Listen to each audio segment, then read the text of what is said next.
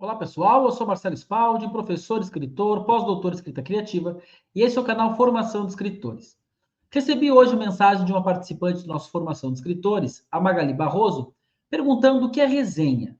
Então eu pensei que seria interessante gravar um vídeo aqui no canal para não apenas falar, explicar o que é resenha, como também dar algumas dicas sobre este gênero de texto tão importante e tão útil para nós que gostamos de ler e de escrever. Vamos começar então diferenciando resenha de sinopse e resumo. Especialmente resumo e resenha sempre gera bastante confusão. Resumo é quando a gente conta a história de forma, como o nome já diz, resumida. Então a gente conta o começo, o meio e o fim, resumindo tudo isso em um parágrafo, uma página, enfim. A gente faz uma diminuição da história toda, ficando apenas com os trechos mais importantes. Isso é o resumo. No resumo, a gente conta o começo, o meio e o fim da história. Já no caso da sinopse, a gente não conta o final da história. A gente conta o argumento da história, qual é o tema da história, e a sinopse é muito útil para se colocar em contracapa de livros, para se colocar no site que vende o livro. Então, normalmente a sinopse também tem um fundo mais comercial, vendedor, de apresentar o livro e incentivar a pessoa a comprar ou a ler aquele livro. Logo, na sinopse, nós não temos um resumo do livro. Na sinopse, nós temos uma apresentação do livro, enquanto o resumo, ele de fato vai contar a história de forma mais breve. Já na resenha, nós não temos também um resumo, nós temos dentro da resenha, por vezes, uma sinopse, até porque o nosso leitor precisa conhecer qual é o filme, qual é o livro, qual é o seriado que a gente vai abordar, mas a resenha, ela tem um caráter opinativo. Enquanto os outros dois, a sinopse e o resumo, são informativos, a resenha tem um caráter mais opinativo. Por isso que a resenha costuma ser associada à crônica, que é a crônica de resenha, ou ao ensaio no meio acadêmico. A resenha tem esse caráter mais retórico, mais argumentativo e opinativo. Por que, afinal, publicar resenhas? Por que escrever e publicar resenhas? Eu sempre sugiro para os autores, para poder divulgar o seu trabalho, para divulgar seu nome como escritor, que eles publiquem textos regularmente na internet. Seu site, blog, rede social, divulguem para as pessoas pelo WhatsApp. E uma das coisas que mais faz falta hoje são boas resenhas. Nós não temos mais aquelas resenhas de jornal, ou praticamente não temos, né? Nós temos, mas não tem tanta repercussão, e a circulação de jornal impresso hoje é muito restrita. Então, nós perdemos muito espaço para divulgação, resenha de obras. E muitas pessoas gostam de ler uma resenha antes de comprar o livro ou para conhecer novos livros. Então, quando a gente escreve resenhas de forma séria, bem feita, lendo o livro, porque a gente vê muita resenha hoje na internet, muita resenha no YouTube, que por vezes as pessoas sequer leram os livros, elas podem ter recebido uma grana ali para falar bem do livro, ou podem ter lido um trecho, enfim. Então, resenhas de livros, especialmente livros que não são os mais conhecidos, mais famosos, acabam trazendo públicos e trazendo credibilidade para nós. Por isso que eu aconselho que as pessoas que gostam de escrever, gostam de ler, publiquem e façam circular de vez em quando resenhas de alguns livros pela internet. Seja livros conhecidos, famosos, blockbusters, premiados, ou livros de autores iniciantes, que pode ser mais interessante ainda, né? Pela função social que tem essa resenha, de apresentar um bom livro a outros públicos. Mas aí a gente vai então pensar como escrever resenhas. E aqui está o conceito que resenha é a mescla de informação, interpretação e opinião. É importante observar isso. A resenha ela também vai informar. A resenha precisa apresentar, sim, qual é a obra que a gente está tratando, que ano ela foi produzida, quem é o autor, de repente, que outras obras esse autor produziu. Ela vai ter um aspecto interpretativo, então, entre a informação e a opinião, nós temos a interpretação dos fatos, e, claro, vai ter um lado ali de opinião, que pode ser falando bem ou pode ser falando mal. Não necessariamente a resenha tem que ser uma crítica. A gente acostumou a ouvir a palavra crítica literária, mas essa crítica não quer dizer que vai falar mal do texto. A crítica é uma forma também de falar sobre. É uma espécie de um sinônimo da resenha. A crítica pode ser positiva ou negativa. A crítica a um texto pode ser positiva ou negativa. Vamos ver agora algumas dicas para a escrita de resenha. Eu vou até me colocar menorzinho aqui na tela para a gente poder ver melhor. E aí a gente vai falar de algumas dicas para a escrita de resenhas.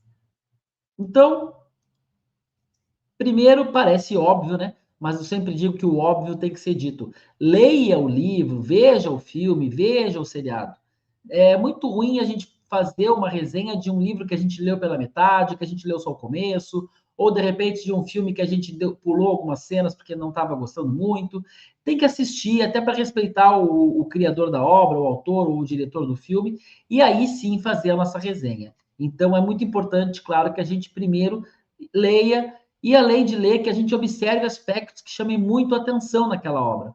Por exemplo, não dá para a gente fazer uma resenha do filme Birdman, aquele filme com Michael Keaton, vencedor do Oscar, sem falar no conceito de plano de sequência. Alguém que se dispor a fazer uma resenha, e, gente, vídeos para o YouTube são um tipo de resenha, resenha em vídeo. Podcasts sobre livros ou sobre vídeos são resenhas também. Muda o meio, muda a linguagem, mas o gênero textual ainda é a resenha. Enfim, então se a gente quer fazer uma resenha ou um vídeo sobre Birdman, a gente tem que falar do conceito de plano sequência. Ele é muito importante no filme. Se a pessoa não usar o conceito de plano sequência, ela talvez não conheça o conceito, que fica muito ruim para ela. A gente tem que mencionar que o Michael Keaton foi o Batman nos filmes clássicos dos anos 80 e 90. Isso é importantíssimo para o filme, porque pela brincadeira, né? Pela brincadeira metatextual ali, do Michael Keaton ser um herói do cinema bem-sucedido que quer fazer peça de teatro, no caso do personagem do filme. Mas o ator Michael Keaton também foi um herói de cinema prestigiado. Então é importante, sim, fazer essa referência caso a gente vá fazer uma resenha do Birdman. Pensando em livros, se a gente vai fazer uma resenha de A Menina que Roubava Livros, a gente tem que mencionar o narrador. É um dos narradores mais bonitos, mais interessantes, mais instigantes da literatura contemporânea. Porque quem narra o livro é a morte. E é uma história muito pesada, uma história sobre o nazismo, sobre uma criança envolvida no meio do nazismo, e até a morte narradora se surpreende, se solidariza com aquela protagonista. Então, não tem como fazer uma resenha de A Menina que Roubava Livros sem falar do narrador. Isso é importante, a gente observar qual aspecto técnico salta aos olhos do espectador ou do leitor, e isso precisa estar na nossa resenha. Essa é a parte interpretativa. É parte do resenhista interpretar para o leitor aquele filme que ele viu, aquele livro que ele leu. Então, ao falar que Birdman trabalha com plano de sequência, isso não é opinião, isso não é também tanto informação, mas interpretação. A gente está trazendo um conhecimento, que é o conceito de plano de sequência, para o que é feito no filme. Vamos mais algumas dicas aqui. Faça uma sinopse do livro apresentando o argumento, mas não façam spoilers. Aqui vale a pena a gente pensar um pouquinho. Tem dois tipos de leitores de resenhas: aqueles que vão assistir a obra ou vão ler o livro depois, e aqueles que acabaram de ler a obra, acabaram de ver o filme e querem ler textos sobre ele. Então, hoje é comum algumas resenhas colocarem algum determinado trecho. A partir daqui tem spoilers. Conheço alguns canais do YouTube, por exemplo, PH Santos aí é um deles, que ele faz vídeos com spoiler, vídeos sem spoiler. E faz sentido, porque é o vídeo para quem não viu o filme ainda, ou o seriado, ou o vídeo para quem já viu o filme ou o seriado e quer aprofundar alguns aspectos. Mas, regra geral, na resenha a gente vai sim apresentar o argumento, vai sim apresentar a sinopse da história, mas não vai dar spoilers, tá? A resenha não é um resumo e não deve haver um resumo da história na resenha. Não é esse o objetivo da resenha. Não é necessário falar bem ou mal do livro, do filme, do seriado. Apresente os aspectos e deixe a decisão para o leitor. A gente não precisa, então, fazer uma resenha dizendo que o filme é lindo, maravilhoso, ou que o filme é péssimo. A gente pode elencar aspectos que pareceram positivos, aspectos que pareceram negativos, e se quer, no final, fazer uma conclusão disso.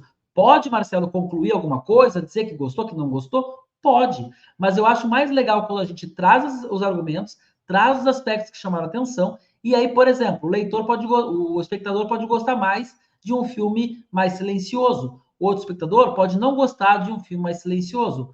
O leitor pode gostar mais de um romance com muitos narradores. Outro leitor pode achar ruim um romance com muitos narradores.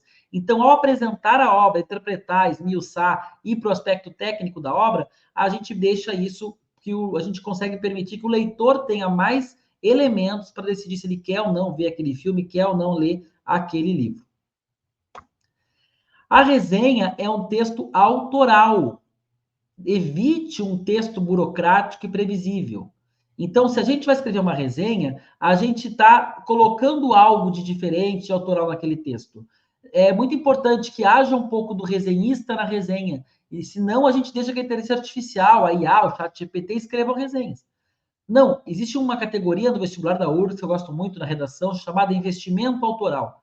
A gente, às vezes, tem que se arriscar um pouquinho também para trazer a nossa opinião, trazer a nossa contribuição, que pode não ser lugar comum e deve não ser lugar comum, e isso é muito importante na resenha. Então, coloquem vocês na resenha. Claro que talvez na primeira resenha, segunda resenha, não seja tão fácil isso, mas com o tempo se permitam aparecer na resenha, se permitam dar mais opiniões, trazer opiniões que não são tão senso comum, para que a autoria de vocês apareça nas resenhas. Eu gosto de pesquisar antes de escrever sobre o livro, sobre o filme, sobre o seriado. Acho que contribui, traz mais informações, agrega bastante coisa. Então a gente também pode e deve pesquisar um pouquinho sobre a obra antes de fazer a resenha. Não seja prolixo, pensando como texto, uma resenha com mais de 2 páginas, assim como uma crônica com mais de 2 páginas, acaba parecendo um tanto prolixa. Claro que a gente pode fazer um ensaio acadêmico, pode fazer uma dissertação inteira sobre uma obra, mas pensando aí em se comunicar via internet, se comunicar com o público mais geral, um texto de 1, 2 páginas eu acho importante. Menos de 1 página também é difícil de criar alguma ideia, de trazer alguma contribuição para a obra. Mas entre 1 e 2 páginas me parece um bom tamanho aí para um texto de resenha. É interessante usar trechos do texto, mas com parcimônia, como ilustração do comentário. Então, dá sim para colocar aspas no texto, eu acho que isso enriquece uma resenha, mas não dá para nas 2 páginas, 1,5 página ser citação, e só ter meia página de texto do autor da resenha, no caso. É importante que a gente consiga usar os trechos do livro como ilustração do nosso argumento, da nossa informação, da nossa interpretação. Então, sim, pode usar, deve usar, fica bacana, mas não exagerem, usem pouco, usem apenas como ilustração do texto de vocês. Afinal, a resenha é de vocês. Não deixem que o autor do livro apareça mais do que vocês que são autor da resenha, porque aquela resenha é a resenha de vocês sobre o livro. É importante que o resenhista tenha uma bagagem de vida e uma bagagem cultural. Faça referências a outras obras e relações. Claro que isso a gente não aprende do dia para a noite. Essa é uma dica que vocês não vão conseguir adquirir do dia para a noite. A gente não vai assistir milhares de filmes, ler milhares de livros de uma hora para outra. Mas usem a bagagem que vocês têm, usem as referências culturais que vocês têm. Se vocês pesquisaram, de repente, sobre uma obra, por exemplo, o Napoleão é do mesmo diretor do Gladiador. Nossa, que filme é esse? Não conheço, não lembro. Dá uma olhadinha no Gladiador, lê sobre o Gladiador, de repente até antes de falar ou de escrever sobre o Napoleão. Isso vai tornar a resenha mais rica, mais informativa, vai dar credibilidade para vocês. E às vezes, lembra do que eu falei no começo? A gente não trazer uma informação, não trazer algum elemento, por exemplo, não dizer que o Ridley Scott já havia feito um épico antes, que é o Gladiador, em uma resenha sobre o Napoleão, é uma falha do resenhista. Vai ficar claro para o leitor que conhece o Ridley Scott que o resenhista não sabia disso. Então, é importante, sim, a gente ter bagagem de vida, bagagem cultural e trazer as referências, porque as obras, gente, as obras são feitas de um mosaico de referências. E, às vezes, a gente apontar algumas referências das obras é uma forma de interpretar, de enriquecer também o texto ou o filme que a gente está analisando. E, por fim, use uma linguagem mais jornalística do que acadêmica. Então, é claro que a gente pode usar termos técnicos como narrador intruso, plano sequência, plongé, contra-plongé, mas o texto da resenha é um texto da crônica. Ele é um texto com uma linguagem coloquial, uma conversa com o leitor, uma conversa se for no YouTube com o espectador. Então, evitem termos muito acadêmicos, evitem parecer pernósticos, parecer superiores, usando palavras que não são tão do dia a dia do leitor de vocês. Claro que cada comunicador tem o seu público e o seu público tem uma linguagem. É natural que no canal mais jovem a resenha do filme seja mais descolada, com mais gírias e tal, e num canal um pouco mais sóbrio a resenha não use tantos essas gírias. Mas é importante estar atento que a linguagem de um texto, de uma resenha, ela é a linguagem da crônica, ela é a linguagem coloquial. Existe também a resenha acadêmica, existem resenhas de outras formas, existe um ensaio, etc. Aqui a gente está focando mais, é claro, naquela resenha que vocês vão escrever para a internet, para a rede social de vocês, para o site de vocês, para o blog de vocês, por que não para uma revista, para um jornal, mas quem está no meio acadêmico também sabe que existem as resenhas publicadas em periódicos e, por vezes, se confundem também com textos mais longos, que são os ensaios.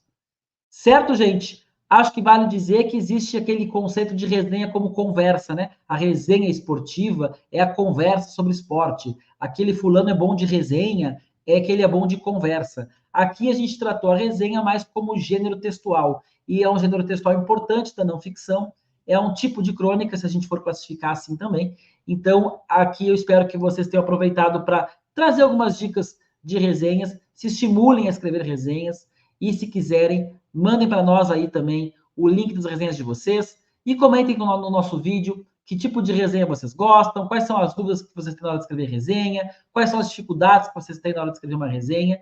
E, claro, curtam o nosso vídeo, compartilhem nosso vídeo, nosso canal, que esse trabalho é feito para vocês, para quem quer escrever, para quem já escreve, para quem quer se tornar escritor.